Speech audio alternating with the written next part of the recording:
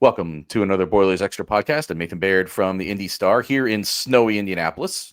Sam King from the Journal and Courier. Not so snowy Birmingham, Alabama, but it is a little cold for the South, I would say. Yeah, I'm sure. I had friends that went to school in the South that were from more northern places, and they said that if there was even like a hint of snow on TV, like stores just cleared out. Like not even like a blizzard. I'm saying like any snow, people just it was like a stampede, and they're not used to it down there. So hopefully you don't get any snow while you're down there, because I think it sort of triggers the apocalypse. My sister, who grew up in Indiana her whole life, moved to, this will tell you how long ago it's been, moved to the San Diego area and opened a Radio Shack. And it was raining out there one day, and people were calling the Radio Shack and asking if they were open. And she, being from the Midwest, is like, why would we close? Well, it's raining outside. Is this not normal? Like, no, it doesn't rain here. This is unusual. So there you go. We're the suckers who live where we have to put up with this harsh weather and things like rain ever. But he is down there. Obviously, he's our man on the ground covering Purdue against Auburn in men's basketball on Saturday. It's a 4:30 tip-off.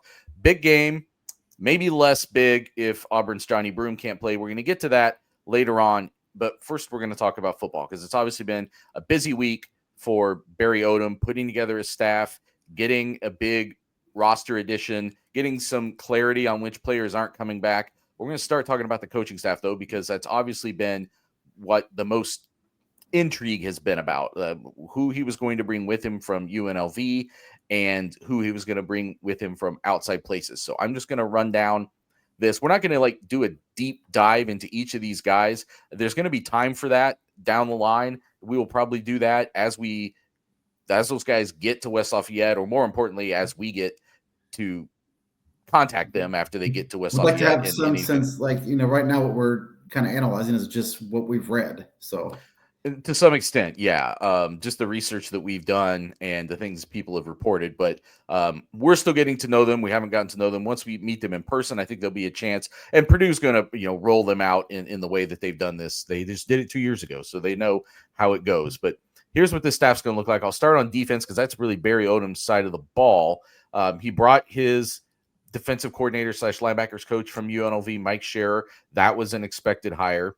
He brought 2 defensive line coaches, one that is called the defensive line coach, one's called the defensive ends coach, Kelvin Green being the former, Jake Trump being the latter. Those were guys who were sort of off-field, whatever you want to call it, next tier down coaches, quality control, those sorts of things when he was at Arkansas. So they were on his Arkansas staff.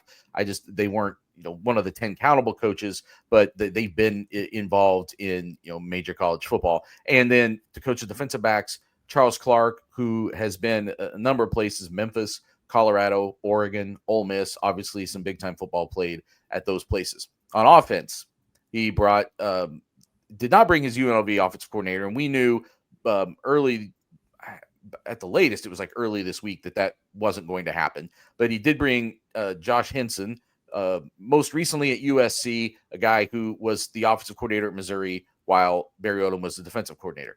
The last one that was announced, Vance Weiss, offensive line coach from UNLV.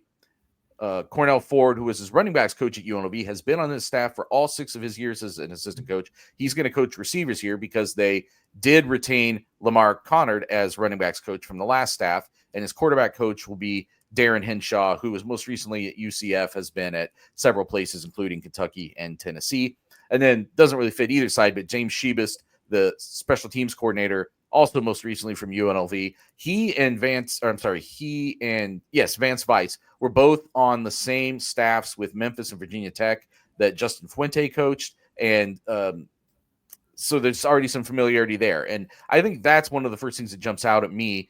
Sam, we get what jumps out at you the most, but just the familiarity that this staff has with Barry Odom. And it's not like Ryan Walters didn't bring guys he knew, but it's nobody on this staff is being asked to do something, maybe with the exception of those Arkansas guys, you could argue it, but nobody's really being asked to do something they haven't done at a high level before. Yeah, and I think when you look at, one guy you didn't mention is the general manager, Brandon Lee. Yeah. I was just going down coaches. Yeah, but yeah, we're going to get to that. But it seemed like Barry Odom tapped into a lot of people who he's crossed paths with throughout his coaching career. The two who he didn't are Lamar Connor, who was retained, the only coach. I guess there'll be maybe some analysts and such that are retained from the previous staff, but he's the only position coach that was retained from the previous staff.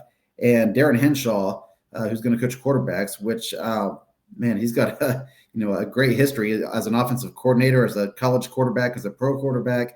To get that guy from UCF to come to Purdue and be the quarterbacks coach, I think is a great haul. And like you said, a lot of these guys have crossed paths at some point in their careers with each other, and I think that's huge. Ryan Walters, he brought some guys from Illinois who he knew, but there was just clearly some issues with cohesion among the staff, and Ryan Walters has admitted as much since. So, what you really want to do is have a bunch of guys who work well together, know each other, can bounce ideas off of each other, and, probably don't have any tension. If you're looking for the two, I guess don't want to say outcasts, but the two guys in this group who haven't worked with the other guys, it would be Henshaw and Connard. But, obviously they've proven themselves. Connard with what he's done with the running backs the last 2 years at Purdue, with what he did with them at Miami, Ohio, and then Henshaw with what he's done at numerous stops throughout his coaching career. I want to take people back to December 2nd, because you just brought this up. I'm actually writing or have written something that probably won't run until next week during the holiday when we're sort of desperate for things to write on the site. Everybody's taking the week off, but but it kind of it touches on what you're just talking about, and it centers around something Mike Bobinski said on December 2nd, which was, and this is the direct quote, to try and figure out exactly who to blame or how to blame things isn't very productive. He's talking about, he was asked, I think it was in response to a follow-up question I asked about an answer to something he said to Tom Dienhart earlier about why things just didn't work under Ryan Walters. So to continue that, but I don't think the staff ever clicked. I don't think we ever had a cohesive situation.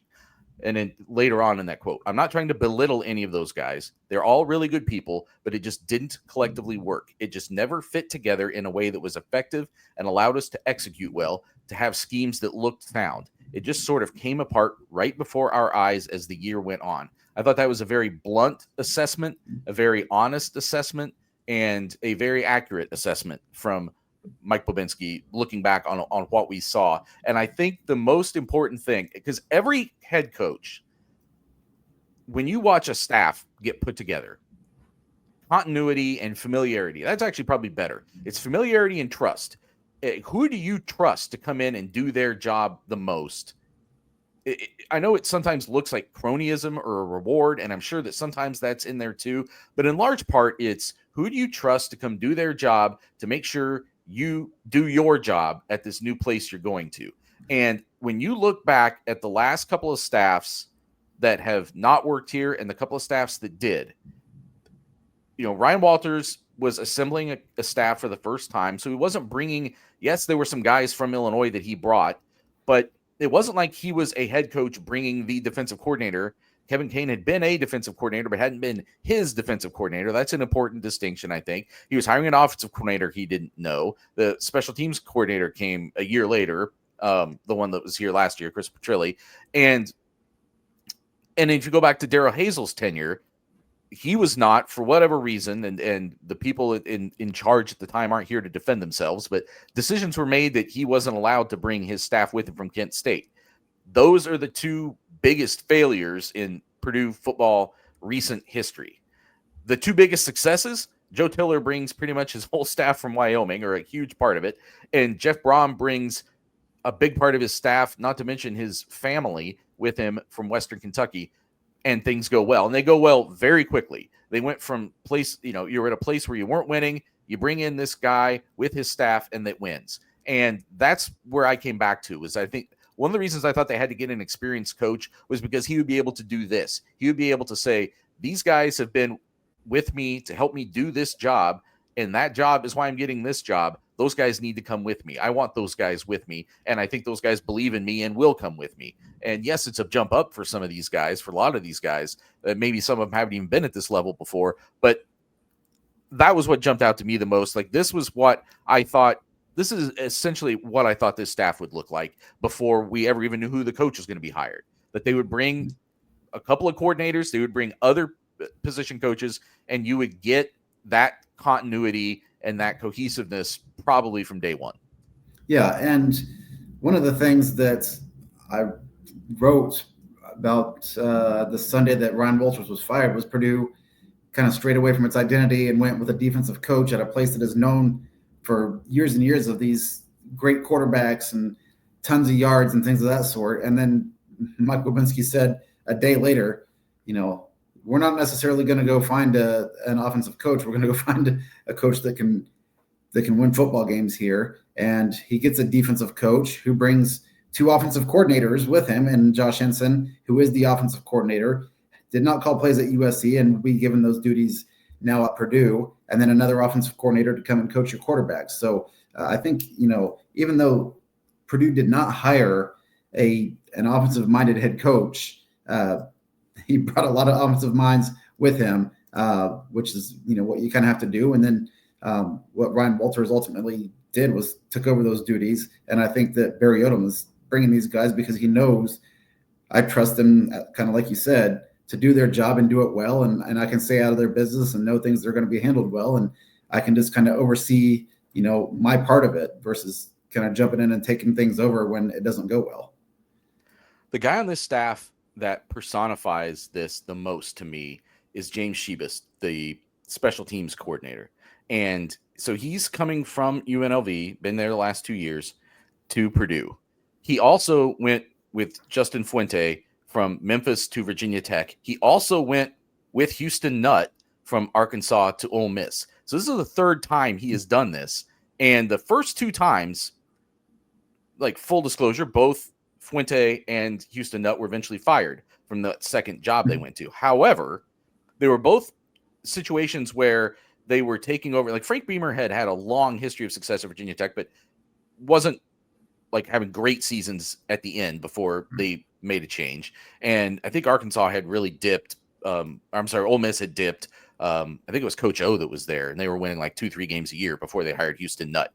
Anyway, the first 2 years at both of those stops, Shebus and those coaches combined for 37 wins. I think it was like 3 9-win seasons and a 10-win season. So it didn't end well. They didn't sustain it, but they got things started the right way at both of those places. And I think this is an important hire. I know offensive coordinator and defensive coordinator are even more important, and they're definitely like the sexier hires as much as a like middle-aged football coach can be sexy. But when you have a talent deficiency, I think special teams can be a real equalizer. I saw this happen a little bit in 2020 when I was covering Ohio State. That was the COVID year. They opened with Rutgers.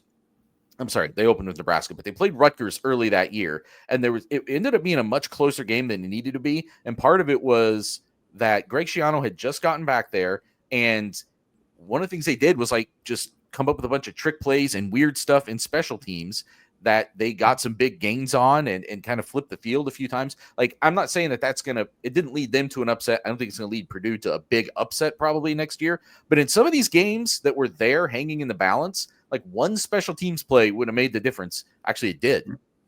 They let the ball drop against Illinois. Like the one special teams play did make the difference in that game. It could have made a difference against Northwestern. It could have made a difference in Michigan State. Like there were a bunch of games hanging in the balance. And I feel like someone like Shebus, who like at 2 of those stops, 2 separate times, Football Scoop picked him as their special teams coach of the year. So this is a guy with a legitimate, like real pedigree for being really good at this part of the game. And I thought they were too sporadic, too volatile on special teams last year, and it wasn't enough of a weapon. And so if you can stabilize and make it more of a weapon, I think that alone can help propel you to a couple of these games that are just against other mid-tier Big Ten teams. Right. And I know people are excited because the fake punt that UNLV ran in the bowl game is getting a lot of publicity right now. And then somebody immediately says, hey, he ran this exact same play at Virginia Tech years ago. It's not so much that you run those plays, it's knowing when to do them. And I think it was a 10-7 game against Cal, a situation where probably nobody's expecting at that point in the game that you're going to run a play. And I'm sure that, last time we punted, this happened or whatever, and this is going to work. It's just kind of always having those in your bag. Something I think kind of relating to this is what happened in the NFL last night with the Chargers, where there was a fair catch called, and then you get a free kick for a field goal at the end of the half.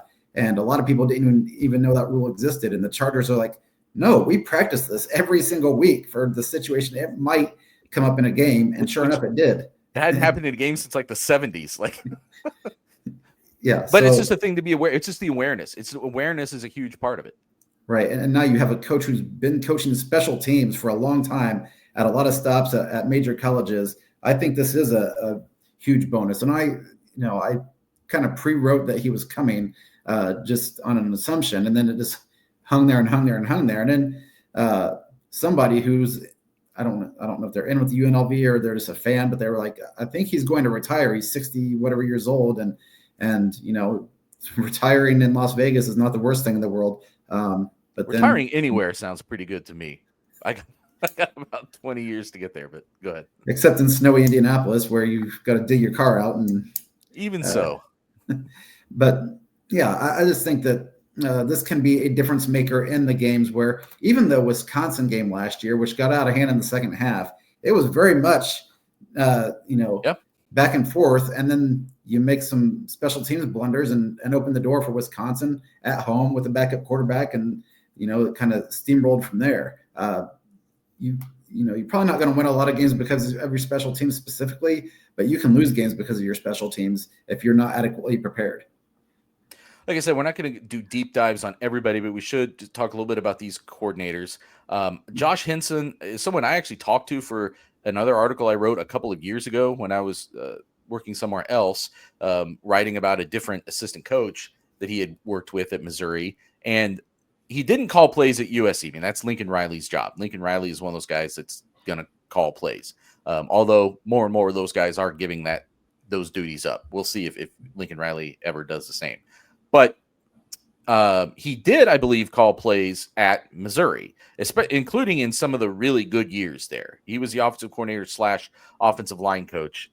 You and I had like a little back and forth about, well, why isn't he coaching the offensive line here? And I think if you're going to be the play caller, I don't think you can also coach the offensive line. At least I wouldn't do that in this day and age. It's just offensive line is the biggest room. It's the hardest. I think it's maybe the hardest job as an assistant. And tight end is its own challenge because it's a very developmental position, but it's just a smaller room. It's easier to hand things off when you're trying to put a game plan together each week. I would rather have my guy not also having to do the offensive line, but I do think he has some play calling. This won't be his first play calling experience, but I don't know that it would have been interesting if they had gone the Brennan Marion route, and I don't think that ever was really getting off the ground. Just the vibe that I was getting from Barry Odom that first day. I think this is kind of always a plan all along, was to go in a different direction. And Brendan Marion's going to be a head coach now at Sacramento State, so he had a good option anyway. But I thought they might go with someone a little bit more like a known innovator, or someone who had a little bit more of a reputation for that. And I don't really know that Josh Henson does, but at least he has a background at major programs. And, yes, they had a lot of success in 22 and 23 with Caleb Williams, as anyone should have, with the Heisman Trophy winner and #1 overall pick in the NFL draft. But you get a little bit of credit for like knowing what that looks like, being able to utilize it, and getting a lot of wins and points and yards out of it. Yeah. And the question when all of this comes to a head and we get a chance to meet these people and we get a chance to talk to Barry Odom again, that I want to know is why, when Barry Odom was elevated to head coach at Missouri to succeed Gary Pinkel, he did not retain Henson then. And Josh Henson went on and went his own way. And why those two kind of reconnect now in West Lafayette. What changed, or was it just kind of a feel, or was it a first-time head coach who was just, maybe kind of like Ryan Walters was doing 2 years ago, was just, picking some guys that he thought would work, and it didn't work. And now being a more veteran coach, you realize, okay, that's actually kind of what we need here. So that's definitely something I'm interested in finding out. Josh Henson clearly, has connections, having recruited to USC. I wonder if that plays a bit into it, because, as we get these transfer portal guys, or we see guys that are being recruited in the 26, 27 classes, maybe, who they were recruited by, those ties come into play. So there's still a lot of unknowns about some of these hires, just beyond what they can do as a coach. A lot of it is connections and what kind of players you can get out of it as well.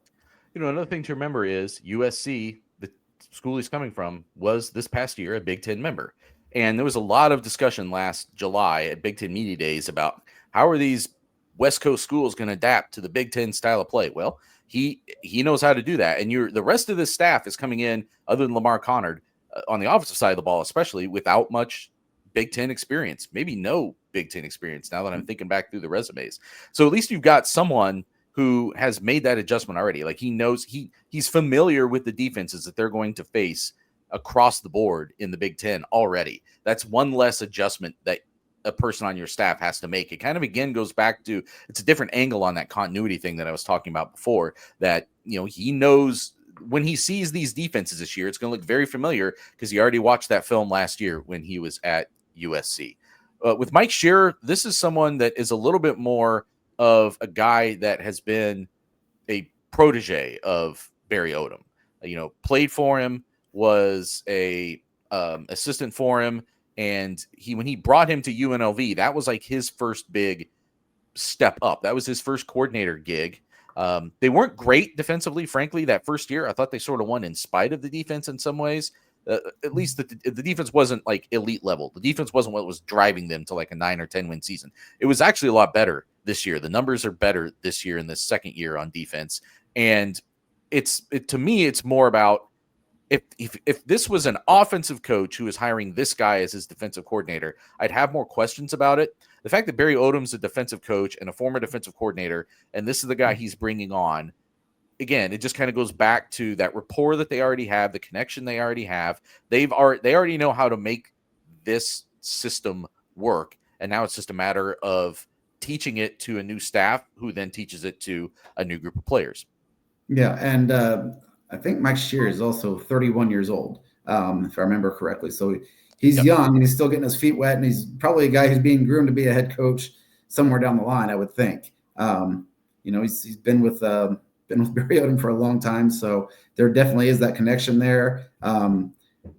Shearer's a linebackers coach, played linebacker for him. So just probably a lot of kind of like what you said, just speaking the same language in a lot of ways, which helps when you're trying to explain it to people who are now coming into a new system, or whatever the verbiage is that you're going to use for certain things. Having more people that are already on the same page when you start probably helps to teach it to the group moving forward. You also bring up a point that I want to touch on before we move on to some other things, but it's that the idea of balance on a staff as it relates to experience, because Mike Shearer is, what you said, 31 years old. Vance Weiss has been an assistant coach for 35 years. So longer than your defensive coordinator has been alive. And in some ways, does that emphasize how young Mike Shearer is and how this is a bit of a test for him? I suppose so.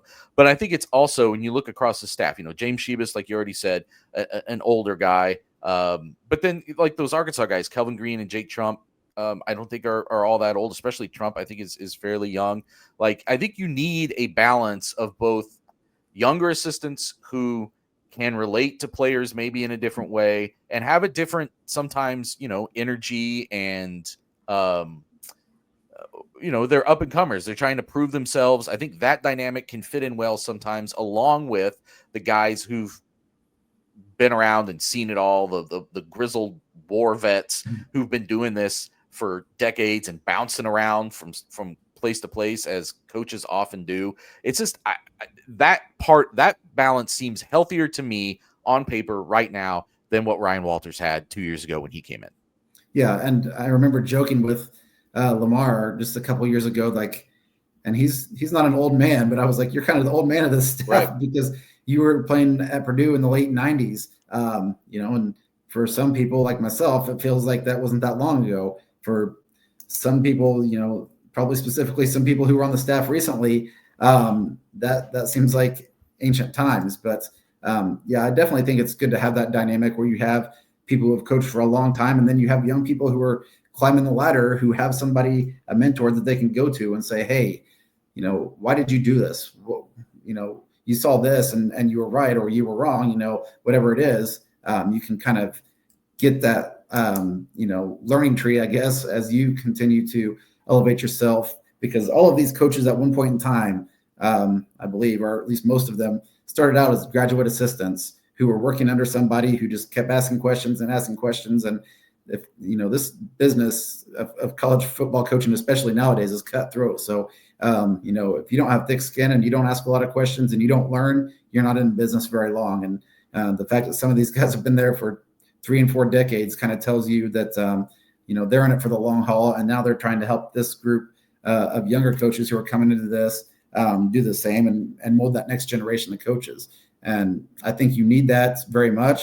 I think, from Lamar Conrad's perspective, it's probably always a good idea to have a coach from that school. I think that, and especially in this dynamic, it's a big deal to have a guy who played for kind of the glory years for the winningest coach in Purdue history to be a part of that staff. Yeah, and there were some older coaches, some more veteran coaches on Walter's staff. Brick Haley comes to mind, a guy that had been around a long. But when your head coach is that young, then I think you have to skew older with the assistants, to me, at a job of this magnitude. And with Barry Odom there, I think you could actually skew younger if you wanted to, because this is his 3rd time he's been a head coach. He's been doing this for a long time. So I think they could go that direction if they wanted to. But again, just a very familial staff for him. Not familial in the same way that the Brahms were, where you literally had more Brahms on the staff, although we think there are more Odoms coming more on that as we get farther into this. But as far as what we know and it has been finalized, you mentioned before Brandon Lee, the general manager. He played for Odom as a linebacker at Missouri. He's from Lawrence Central, actually, just not too far from where I'm sitting right now.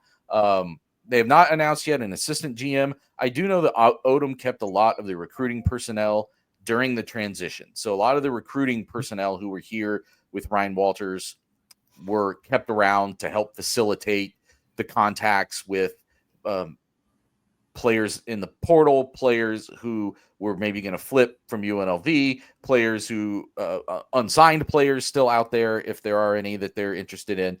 So those people were at least in the mix there. I assume some of them will probably also be retained. We'll see how that comes together in the coming weeks.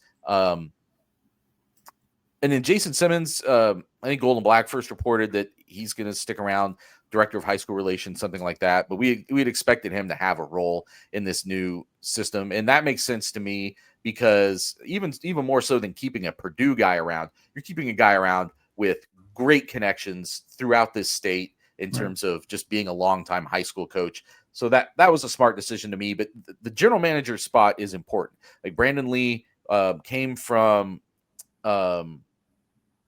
he had been at Missouri. Yeah, Mississippi State was where he was just for the last, really, it's only been 6 or 7 months. I think he just got there in July in a similar position. He was also in an NIL-related position at Missouri before that. When he was a student, and which wasn't that long ago, and NIL was kind of just sort of starting to come around, he was also a part of some various student athlete initiatives with the SEC, with the NCAA, a guy who has kind of a long leadership background. I remember reading a piece, I think when he signed, the Indy Star wrote a piece, Mark Ambrosi, our old buddy, I think, wrote it, and talking about how he was planning to go to be I don't remember, an orthopedic surgeon or something like that, or something in medicine. And that's why he wanted to go to Missouri. And then somewhere he got sidetracked to just be in player personnel. But this is a big hire, and that person is going to have, along with this administrative position that they're adding, kind of over the top of everything, that's maybe more of a, not to be pejorative, but more of a bean counter kind of role, cap specialist kind of role that's going to be in the athletic administration. But this was a big hire, and then the assistant GM that they hire under him will also be a big hire, because player acquisition has just changed so much. Roster building has changed so much. You have to be very proactive and creative in the kind of staff that you're bringing in to facilitate all of that. Yeah, and there's no bigger point to that than what's happening with Purdue's old roster right now, which and now Purdue kind of looks like a farm system for the teams that are in the college football playoff and beyond. And if you don't have somebody who can handle that and do it well, you're just going to be a place that brings in maybe guys who are 3 stars who play at 4 and 5 star levels, and then they get plucked. You have to be able to identify not only players, but also player valuation in terms of dollars and things of that sort, and publicity and just whatever it is, kind of before they get here, whether that's a transfer, whether that's a high school kid, whatever it might be. I think that Brandon Lee, being a recent college player in the SEC and kind of having that perspective, and then getting into an administrative role kind of as this whole world was changing, gives him a little bit of a leeway where, a lot of places, Purdue included until maybe now, have been playing catch up a little bit on. I was just checking to make sure we haven't missed any transactions in the last 30 minutes. But the last time we talked to you guys on Boilers Extra was after the game in Indianapolis, the basketball game in Indianapolis last Saturday, and Dylan Thieneman had just committed to Oregon. Since then, we've also seen, and actually that day, I think we mentioned that Cole Brevard had just also committed to Texas. And then just yesterday, Will Helt becomes the first Clemson transfer of any kind since 2018 and the first defensive transfer that Dabo Swinney has ever taken. No word yet on Max Clare. That was the other, like, the biggest one that's still just hanging out there. But he's visiting a college football playoff team today. Yeah, and has been visiting multiples. So I'm expecting him to also join this list. And man, does it reinforce what was actually possible, I think, for this team this past year, if not for those things that Mike Bobinski was talking about when I was quoting him at the top of this podcast, that you had a player like Thieneman at the back of your defense. You had an edge rusher like Will Helt up front. You had, and then those guys didn't all have like amazing seasons. A lot's being made of the fact that, like, well, he was ranked number 1 among guys in the portal. It's like, okay, well, yeah, but like the 15 best edge rushers in the country are going to the NFL draft or whatever, or more than that. You know what I'm saying? Like, it all has to be looked at in the proper context. Right. But both very good football players at the very least. Cole Brevard, kind of like an ordinary player on this team, I think, right? Like, in terms of, wasn't an all Big Ten kind of guy. Like, had a very solid season. I think he's a good player, but didn't stand out in some way on a down-to-down basis. 4, 330. I mean, you can never have enough of those guys. Out. Yeah. And then Max Clare, who had the best season of anybody on the team, arguably, this past year. And those guys all on the same team. Like, someday Purdue fans will look back probably and be like, wait a second, Dylan Thieneman and Will Helt and Max Clare all on the same team, and they won one game?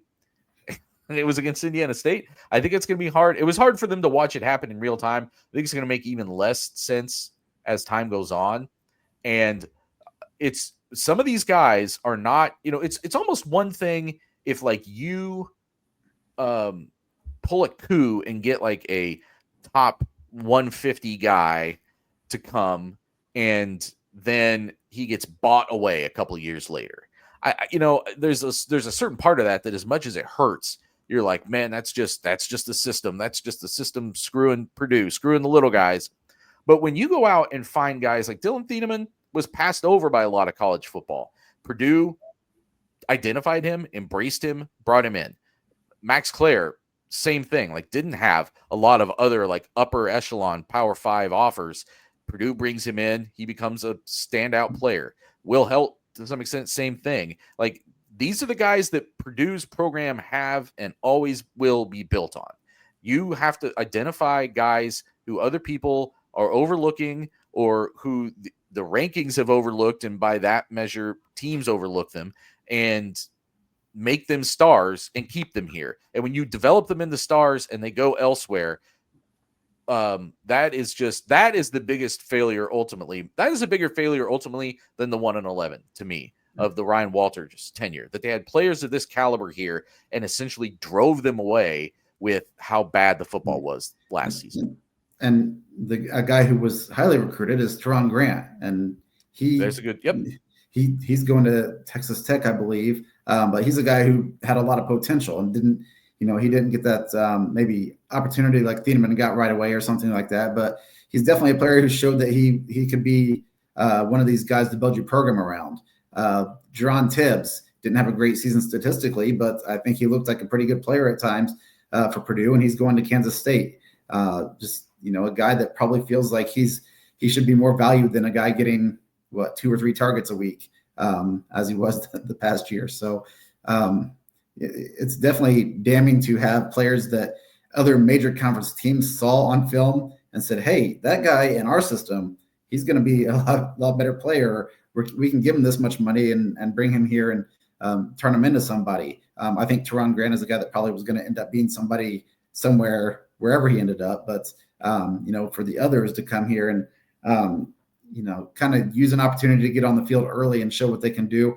And listen, Dylan Thieneman made some mistakes early in the year, and I think that he was fairly criticized for that. Will Helt, same thing. But these guys also showed that they can be big-time players for big-time programs, and that's why they're playing for, teams that are ranked in the top 12 in the country right now.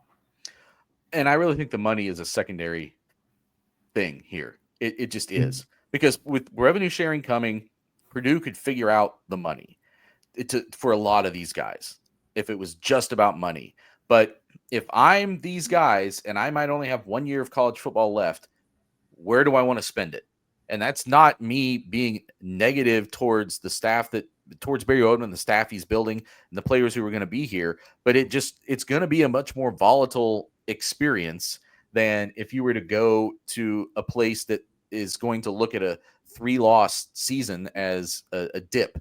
Like that's just the reality. Like I would want to go showcase myself, and I don't think you can showcase yourself really at Purdue next year. And as I said last week about Thieneman, I won't belabor the point, but just this is the price you pay when you make decisions that crater your program, even for 1 year. In this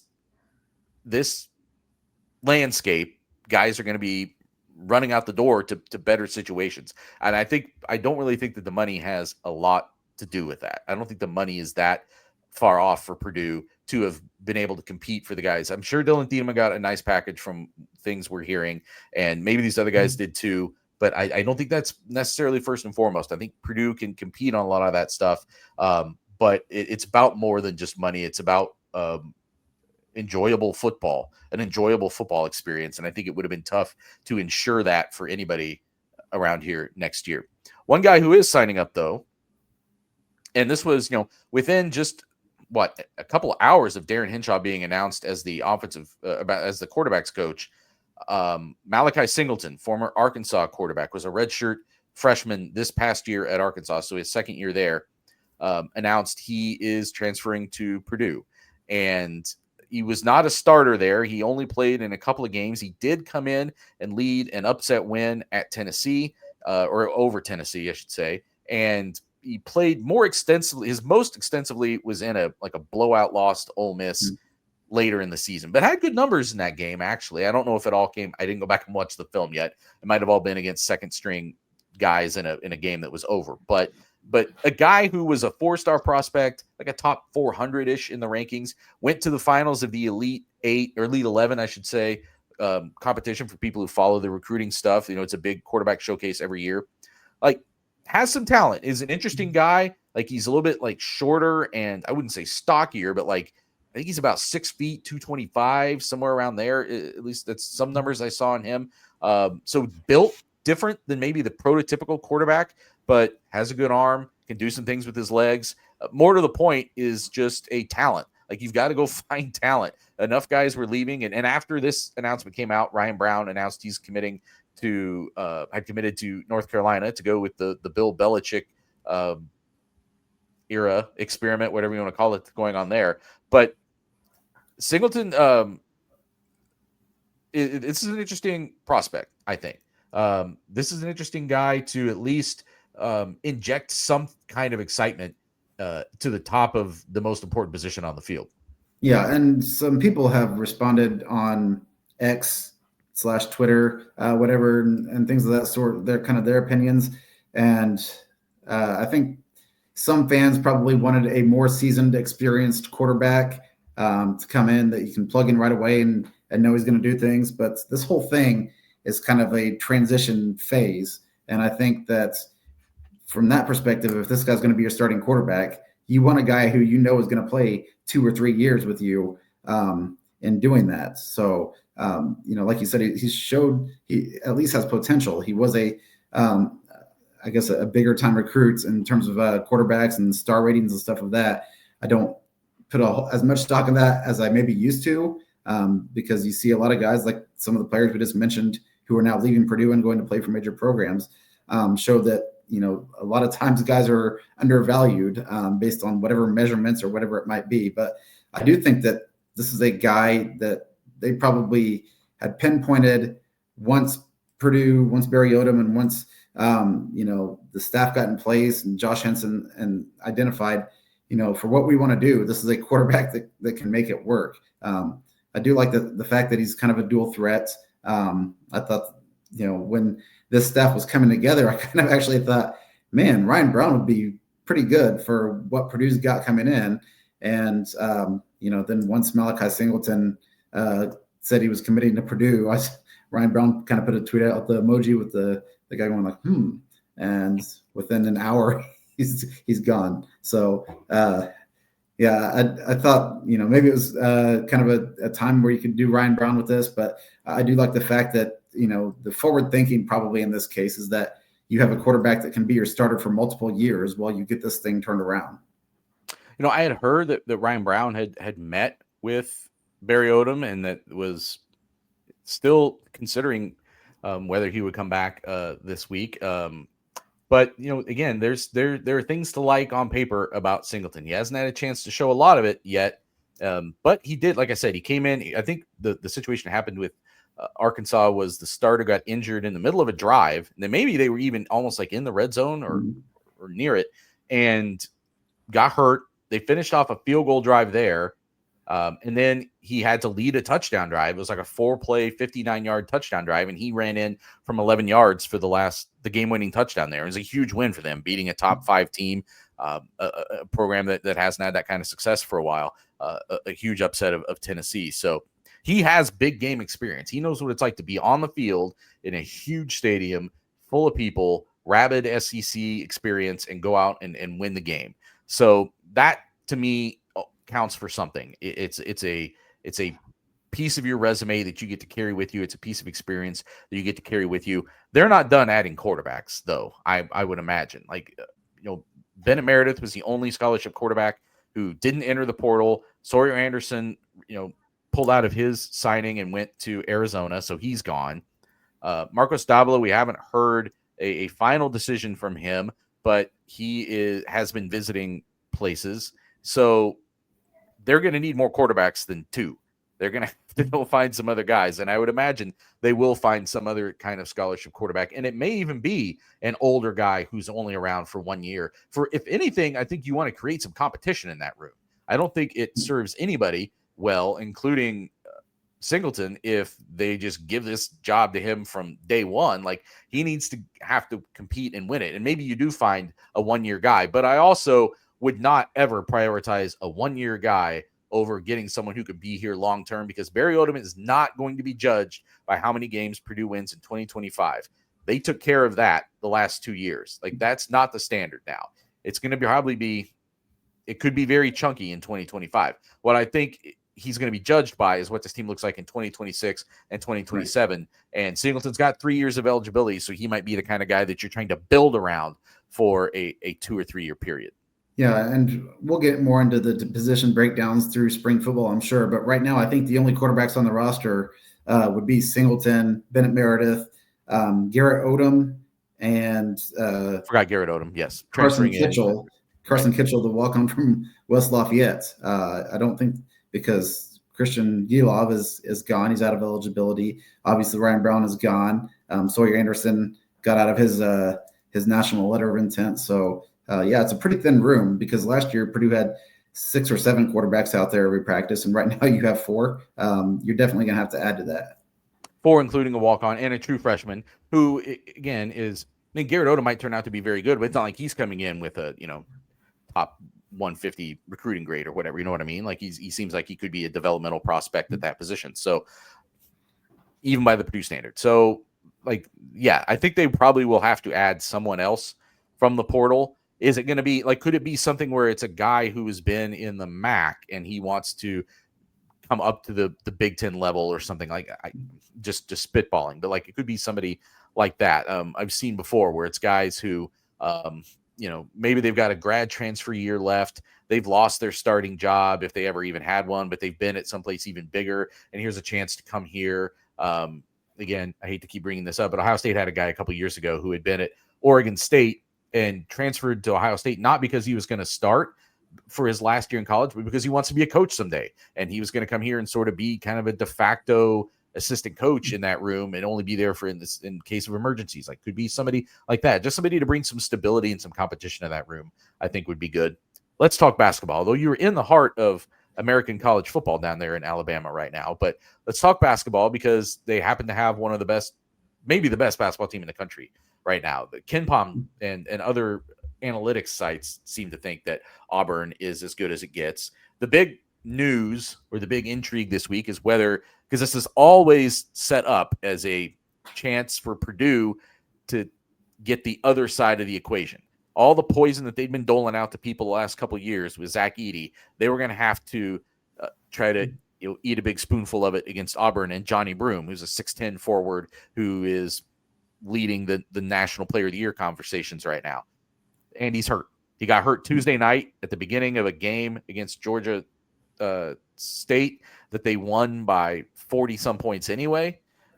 He's not going to have surgery, but Bruce Pearl, head coach, as of yesterday, was saying like, well, he's going to go, but I have no idea if he. So I don't know if he's going to play or not. I would say probably doesn't play. We'll see. But talking to Matt Painter specifically about that yesterday at the airport before that team left, there's a lot that this team can accomplish regardless of whether he plays. It's still a big game. Yeah, and it's not a true road game. Birmingham is probably 2 hours away from Auburn's campus. Right.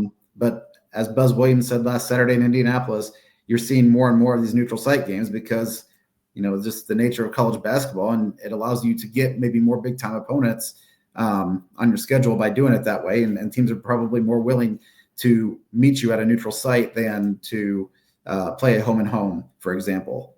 As Matt Painter said earlier this year, he keeps going back to Marquette because they will we'll come play your gym, you can play at our gym, and you don't get that a whole lot in college basketball anymore. But yeah, this is absolutely, whether Johnny Broome plays or not, it's a chance for Purdue to, which Purdue has, really struggled against these kinds of teams here. You think back to Marquette game. I know Purdue beat Alabama, but that was at home. Marquette game, even the Ole Miss game, Purdue looked discombobulated at times. Texas A&M, not very good offensively, at least. Forced a lot of turnovers, but also just defensive breakdowns that allowed easy buckets in crucial moments. These more athletic teams that can do some different things, especially a team like Auburn that can shoot the ball from deep, are the teams that you have to be able to compete against in the NCAA tournament, more so than the Big Ten gauntlet that you're going through. And that's exactly why Matt Painter wants to play these types of games. And I think I used this phrase a few weeks ago, but it's kind of psychotic to just schedule like this and go through a stretch where you're playing all these teams that are ranked in the top 10, top 15, one after another. But he's a philosophy, the philosophy behind it in Matt Painter's mind is that's what makes you ready for not only the Big Ten schedule, but when you see these teams down the road in the NCAA tournament. Sometimes it works, sometimes it doesn't. But I will always, kind of lean on a coach who has that mentality versus a coach who wants to schedule soft and then complain about your seeding or why you didn't get in the NCAA tournament. Yeah, some of this is just that he's been around long enough to know that how the game is played, and that there's a certain amount of this that doesn't hurt you. You're going to win enough that the losses actually help your seeding more than beating lesser people helps your seeding, right? So that's part of what he's banked on. But, it was November 15th when they played Alabama at home. Alabama was number 2 in the country at that point. And so it's been a month and 5 days. In that month and 5 days, this will be the 4th ranked SEC team they've played, let alone also playing Marquette playing North Carolina State on a neutral court. I think I'm forgetting something else in there that was a decent game. Like it's been a road, man.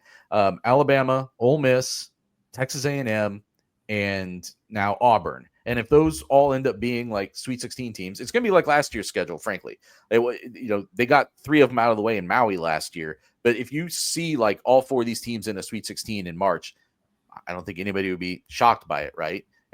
But the reason that Matt Painter schedules these is because he thinks it helps produce chances of being in the Sweet 16 in March, both from their seeding and both just like making them better. But you hit on what I think is still the crucial thing here.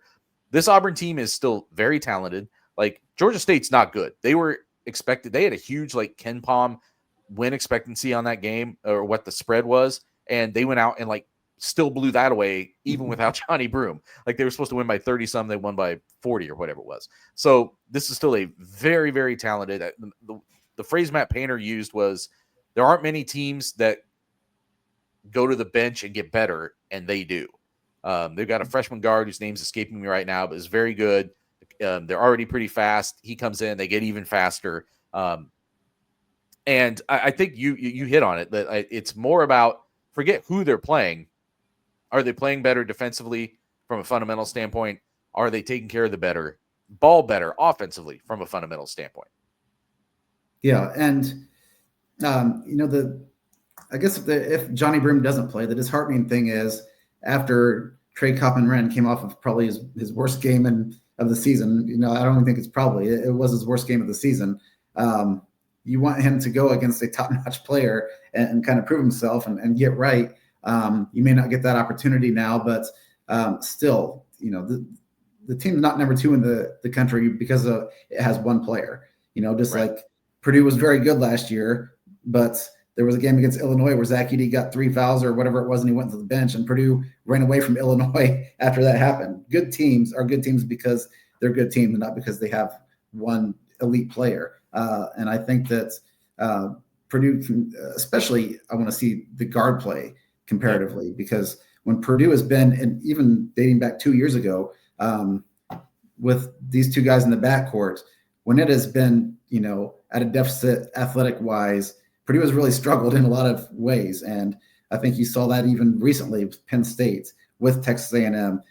People are starting to push Braden Smith further and further away from the basket. And, by the time Purdue gets into an offense, there's 12 seconds left on the shot clock. And then you're kind of rushing for things. You want to see Purdue improve in that regard. And that has nothing to do with Johnny Broome, because he's not going to be out there guarding Braden Smith at the top of the key.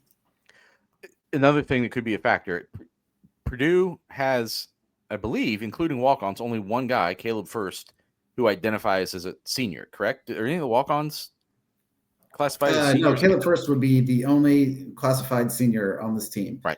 He came in with Trey Coppin-Wren, who redshirted his first year. Who's a 4th-year player, but a redshirt junior, yeah. Alabama has 9 guys who classify as seniors. I'm sorry, Auburn. Auburn has 9 guys. I have a guy named Chad Baker-Mazzara, who's like a senior wing. He's averaging, I think it's like 13.8 a game. They've got 4 other guys averaging double figures. This team just scores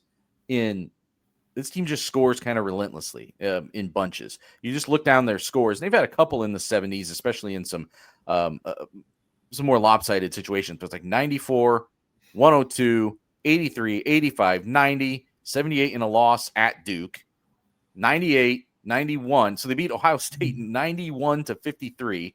Pretty decent Ohio State team. Just blew them off of a neutral court.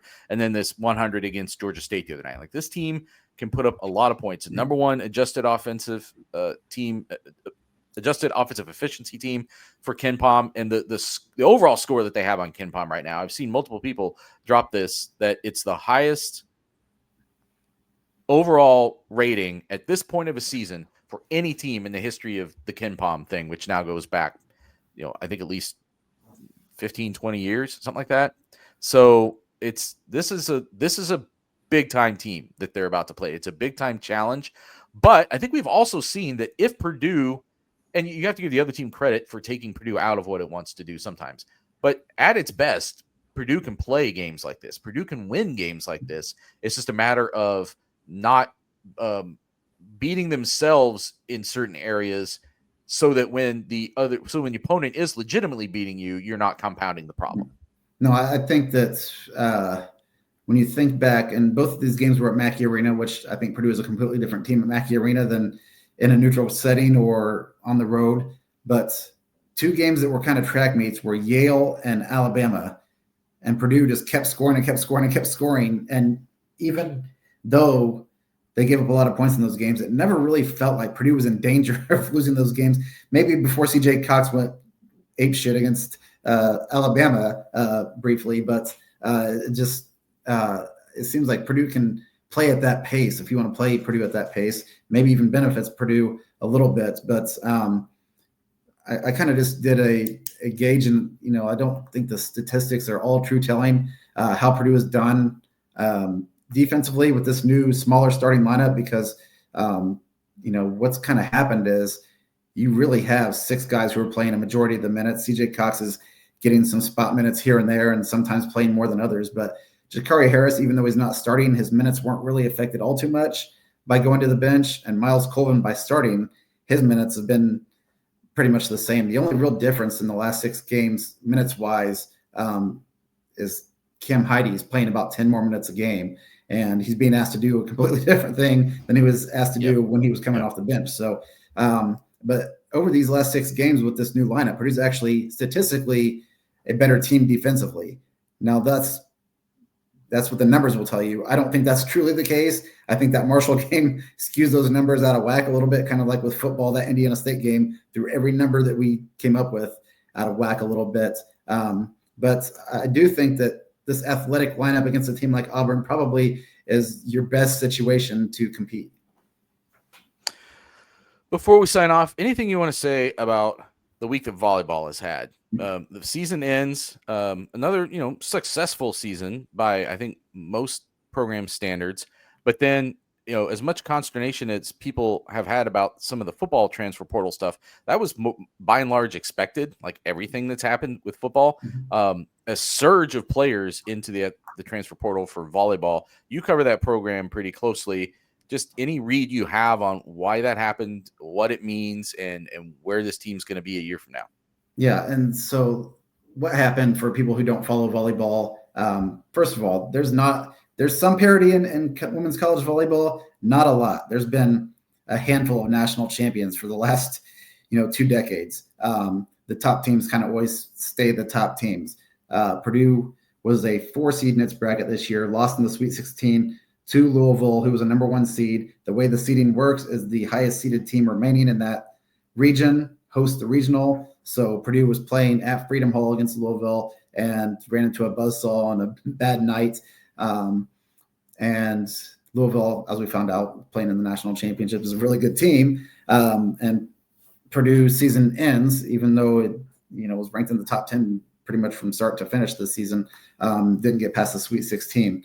After that happened, 4 players went to the portal. One of those was Lizzie Carr, who was kind of expected. Her playing time dipped a little bit late in the season. She's 6'6". She's going to Kentucky, where her brother plays basketball. Not a shock to see her go. The ones that, Lourdes Myers, who's going to be a senior coming back, maybe a little bit of a surprise, but the 2 that you just like, what happened there are Eva Hudson, who's the Midwest Region Player of the Year, one of the best players in the country, possibly a future Olympian, and Chloe Chicoine, who has been, on the USA under-18 team, the USA under-21 team as an 18-year-old, basically the only young player on a team that was full of people old enough to go to bars and stuff, pretty much. So very talented player from Lafayette. And I think that's probably where people are like, man, you get this homegrown kid from McCutcheon who was, the National Player of the Year in high school, the number 1 overall recruit in the 2023 class, won a state title at McCutcheon, which has never happened before, despite history of success in volleyball there. And she goes in the portal. And even Hudson and Chloe Chicoine are really, they play the same position. They're pretty much best friends. And I think once one made the decision that she was going in the portal, the other did too. A lot of people are saying this sucks. Like, just pay them whatever they want and keep them here. Like you said earlier with Thieneman, with Helt, I don't think money is the whole issue here, because those 2 have done a great job kind of marketing themselves. They're always on their Instagrams promoting different products and telling you, like, I use this every day, so forth and so on. They're not doing that because they just like the product. They're doing that because they were paid to promote something on their social media accounts. What I think this probably ties more to is a year ago, John Shondell, who's renowned as one of the best trainers in college volleyball, he abruptly resigned in the middle of the season. He had trained Chloe Chicoinch, and she was a little kid, grew up in the same neighborhood, playing with his kids, playing volleyball in the yard and whatever else. I think that probably plays into it a little bit. I am hoping to talk to Dave Shondell. It's probably going to happen after he gets rid of, he's added some players to the transfer portal pretty rapidly here out of necessity, I think, more than anything.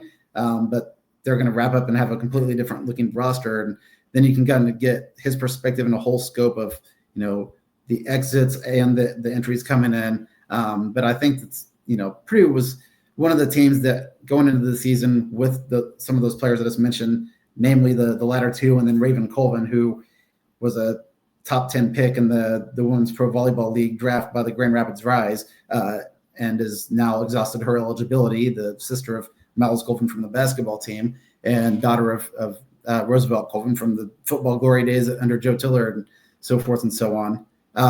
Purdue really thought it could win a national championship this year, and being a team that was ranked in the top 10 all year, you clearly would think that. And I think that this team gave it a run with that group, and it didn't work for whatever reason. And now some of these players are probably going to go join programs that realistically are more the handful of teams I mentioned earlier that are consistently competing for national titles.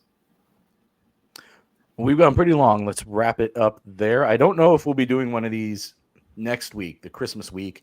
I'm going to be off. Sam's going to be doing family stuff. There's also no games.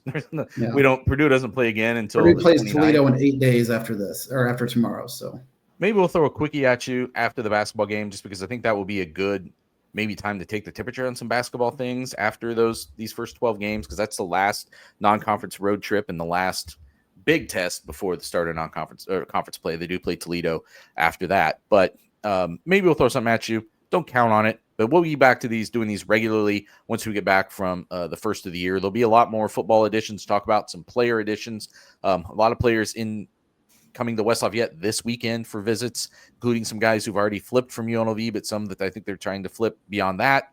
And there'll be a lot more to talk about. So keep coming back to IndyStar.com. Keep coming back to JCOnline.com. For Sam King, I'm Nathan Baird. Happy holidays. We'll talk to you again soon.